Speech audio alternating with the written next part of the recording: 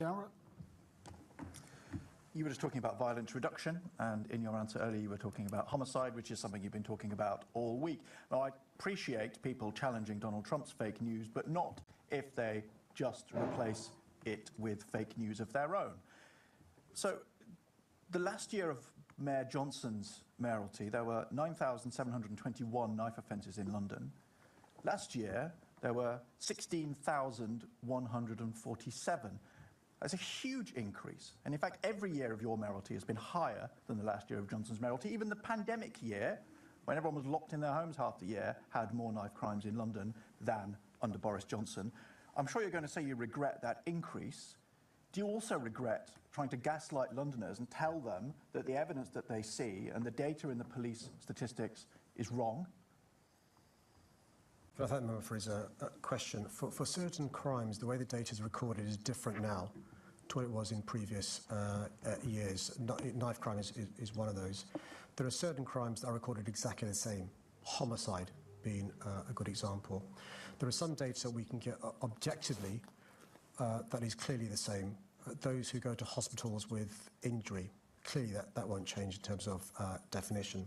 So what I can share with him is compared to 2016 and now, there are 13,900 fewer incidents of violence with injury. As I said, 44% reduction in young people going to hospitals with a knife, and the lowest homicides rates in history on a per capita basis since records began, 1.1 per 100,000. We can go back to 2016 and 2015 compared to 100,000. It was higher than 1.1. I do accept, though, crime is too high in London.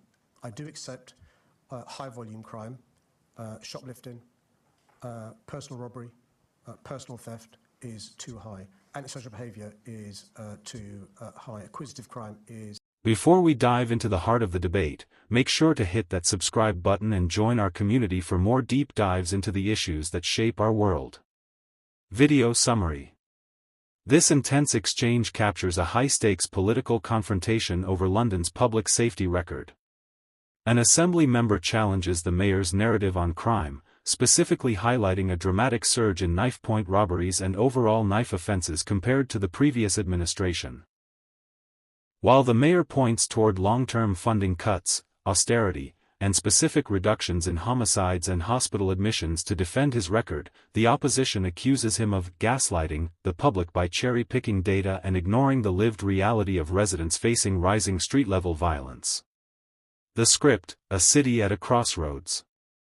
The air in the chamber was thick with more than just political posturing. It felt like a trial for the very soul of London's safety. "Let's stop dancing around the spreadsheets," the challenger began, his voice cutting through the bureaucratic hum. He laid out a haunting trajectory. Nearly 10,000 knife offences at the end of the previous term had ballooned to over 16,000 today. It wasn't just a spike, it was a sustained upward climb that even a global pandemic couldn't flatten. The accusation was blunt: Londoners are being told they are safe while the steel in the streets tells a different story. The assembly member leaned in, refusing to let the mayor retreat into the comfort of per capita abstractions. He spoke for the shopkeeper at the corner and the commuter on the platform, people for whom statistically significant means a blade held to their throat. The mayor's rebuttal was a masterclass in political navigation, attempting to steer the ship away from the storm of robbery statistics toward the calmer waters of homicide rates. He spoke of objective measures. The finality of a morgue or the clinical data of an A&E ward, claiming Th.